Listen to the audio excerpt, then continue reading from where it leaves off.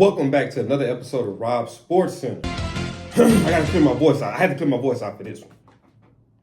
So if you clicked on this video, I'm assuming you clicked on this video for a specific reason, which is to hear my take on the young bull who's talented. Can't take nothing away from him. But he made a very ignorant statement that I had to address. So most of you guys that's watching my videos now, you may have ran across me from doing old school basketball reactions, whether it was Larry Bird, Magic Johnson, Kobe, not Kobe, Magic Johnson, Larry Bird, Michael Jordan, Charles Barkley. I did one of Charles. I think I might have done one of Dominique Wilkins, but I was educating myself on the legends that paved the way for the game today. So Anthony Edwards came out and made a very disrespectful statement. I don't know if he tweeted it or if he said it in the interview and it was quoted or what, but let me read it to you guys. And for one, another thing too, I know some of you guys were seeing when they were saying that Anthony Edwards is the next Michael Jordan.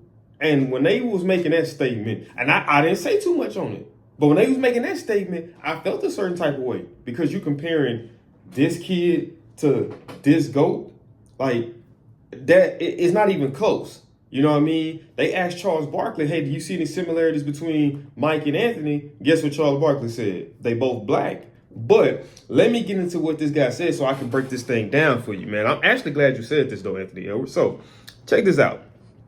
So this is quoted. They say that it was tougher back then than it is now. But I don't think anybody had skill back then. Michael Jordan was the only one that really had skill. You know what I mean?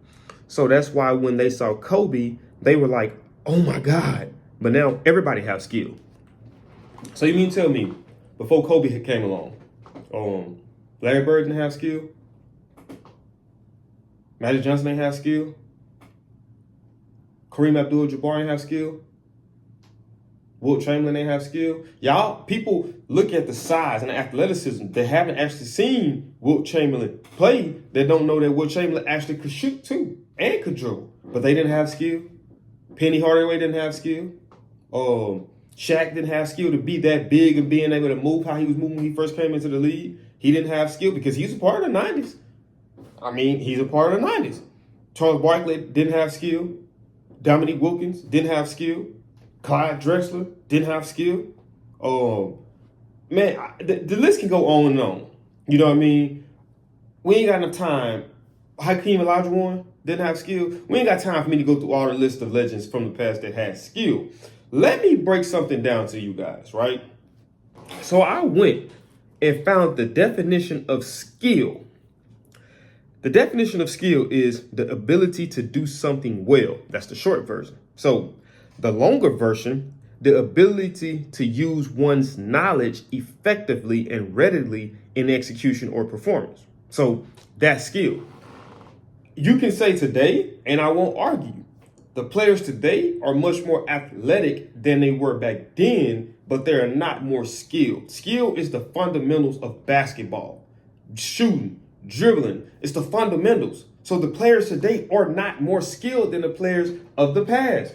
More athletic. And I'm not taking nothing from the players of today. The players of today are phenomenal. Like Larry Bird said, I've seen not Steph Curry, but Klay Thompson drop 30-something points in one quarter with only 3, 4, 5 dribbles. Like, it's different. So they are more athletic, but to say that they're more skilled, I beg to differ. A lot of the athletes in today's game, whether it's basketball, football, and maybe in other sports too, rely solely on athleticism. That's all they rely on. They rely on athleticism.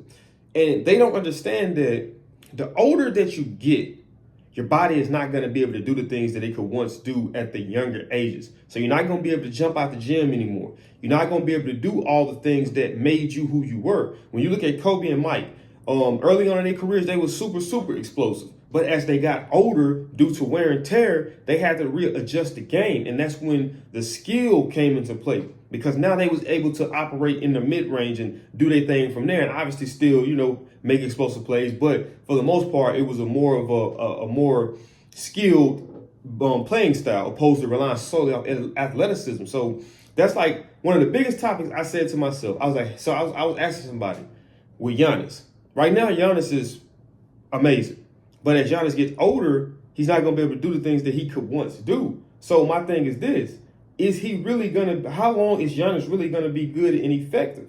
Because depending on how good he's taking care of his body, who knows if he's going to be able to play to LeBron age, to 39, to 40. Who knows that? You know what I mean? But I hate hearing the skill thing.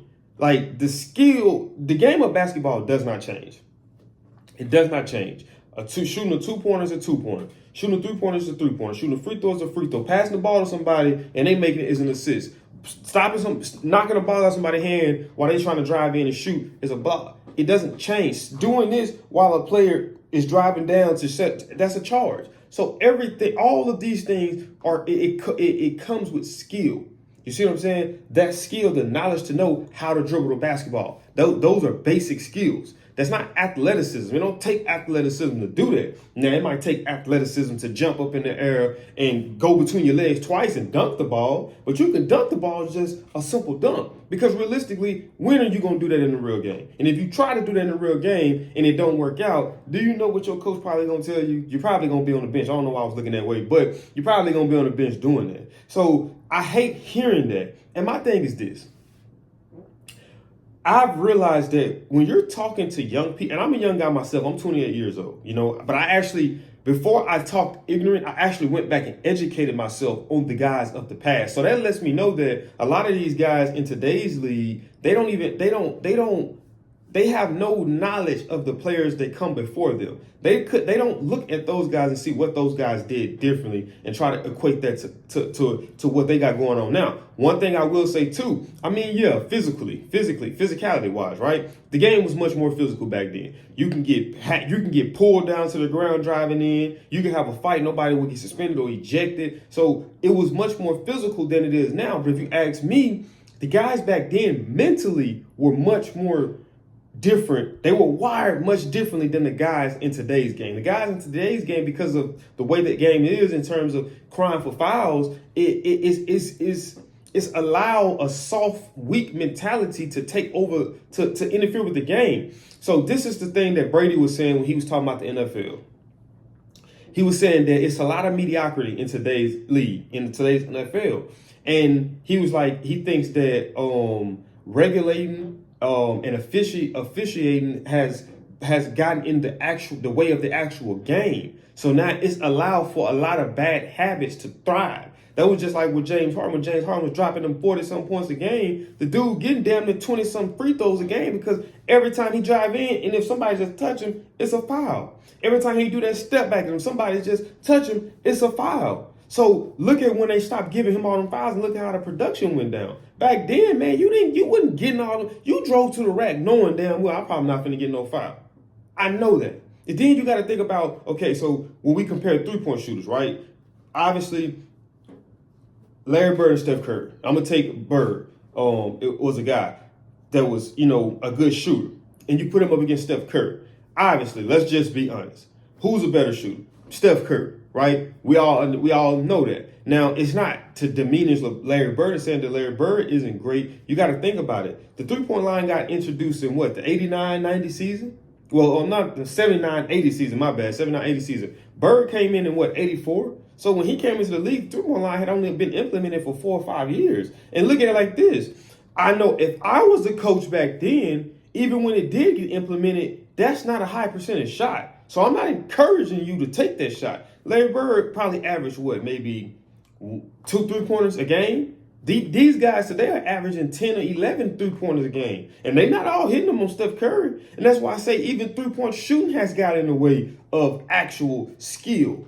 You know what I mean? Because half of what you watch nowadays is a track meet with shooting threes. That's all it is. Track meet, shooting threes. Track meet, shooting threes. You miss on this end, you come down there, shoot a three, miss on this end, come down there, shoot a three, miss. That's all it is in today's game. When you watch today's game, I don't look at today's game and see, the guys are much more skilled back then than they were now. Because them guys had to fight. Them guys had to battle a lot of the times. And I'm not saying that the guys don't today, but when current day players make these statements, it irritates me because at the end of the day, the legends of the game paved the way and brought the game. Magic and Bird saved the NBA.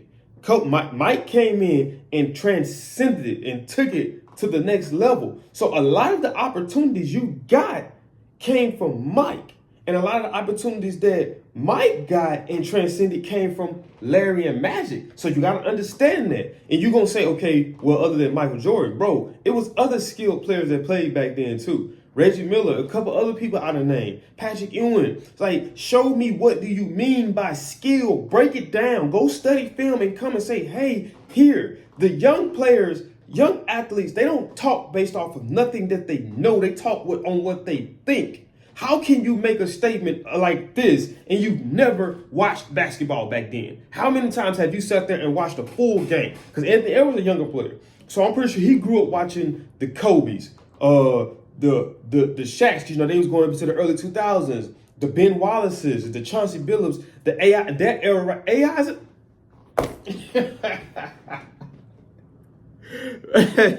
hey man, this dude finna make my blood pressure go up, bro. Like, I'm just study finding people. Like, AI is another one.